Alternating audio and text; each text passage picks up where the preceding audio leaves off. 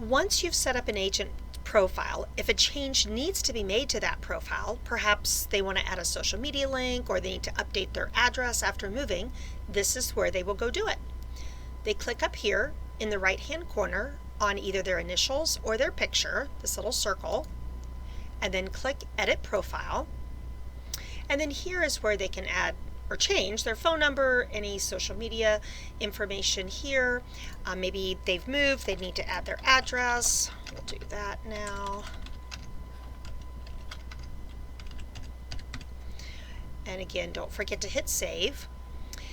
If an agent pays their own invoice for Vacation Creations, there will be another box down here that says billing frequency, and this is where they can change it.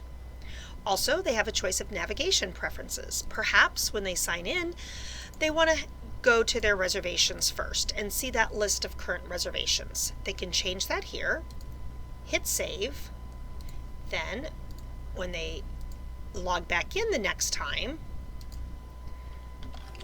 get logged back in, you will see that it takes them right to that list of reservations. And that's how easy it is for them to update their profiles.